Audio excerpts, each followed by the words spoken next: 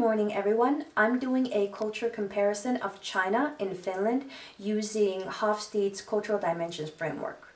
I will be covering power distance, individualism, masculinity, and indulgence. China ranked much higher than Finland in terms of power distance. China has a score of 80, meaning that power distance has a very strong presence in society and business. This means that people are less likely to challenge authority, which could be due to communist beliefs. China also has a very hierarchical business culture, and managers expect employees to obey their instructions. So if an employee is given a task by his or her manager that isn't even a part of their job, they'll still feel compelled to do it because there's an emphasis on respecting authority. Power distance is a low 33 in Finland, meaning that there's an emphasis on society treating everyone equally and fairly. Finland is a democratic society, and business organizations tend to involve employees much more heavily in corporate decision making, and social interactions between managers and employees tends to be more informal. For example, it's more common for employees to refer to their managers using their first names.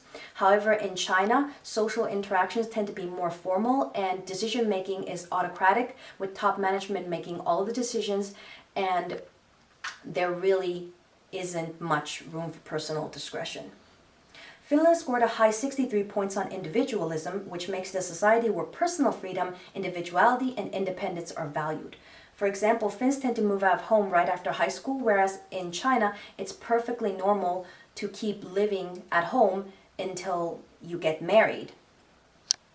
China scored a low 20 for individualism. Again, this may be partly due to communist ideals of a collectivist society.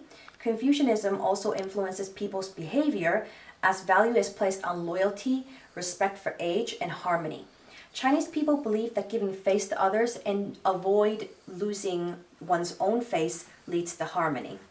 There's an emphasis on shared responsibility, so people often put the needs of the group above individual desires. There is also a strong contrast between how Chinese and Finns do business. For example, Chinese companies tend to stay with the same suppliers to maintain loyalty and to build lasting relationships. However, in highly individualistic countries like Finland, changing partners for business reasons is perfectly acceptable and more common. This seems to suggest that in Finland, emphasis is placed more on task orientation than building relationships. When it comes to masculinity, China scored a high 66 points. This suggests that value is placed on success, money, and material possessions, for example, luxury goods. As such, in the working environment, the concept of status is much more prevalent, and people find earnings, recognition, and advancement to be important. Gender stereotypes also tend to be much more apparent in Chinese culture.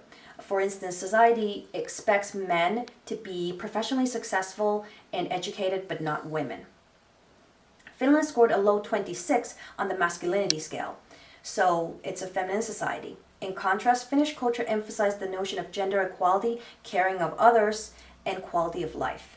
An example of this is the representation of women in the workforce and the portrayal of women in higher positions in organizations, which tends to be lesser in Chinese organizations due to the culture being so male-dominated. Finnish society has a more accepting attitude toward career-oriented women, so whether or not you want to be a working professional or a stay-at-home mom, it's all the same because the emphasis is on personal freedom, so it's your own choice. Finally, I want to discuss about the indulgence dimension. Finland scored a moderately high 57 and China scored a low 22. Indulgent cultures tend to place more value on freedom of speech. For example, as Finland is a highly individualistic culture, employees may feel more willing to leave an organization if they feel unhappy in their job. However, Chinese culture tends to be more restrained, and people are much less likely to voice their opinions and make complaints about something in the workplace because of the collectivist mentality. As such, people tend to go along with the majority because they don't want to disrupt the harmony of the group. And that was my presentation on the cultural differences of Finland and China.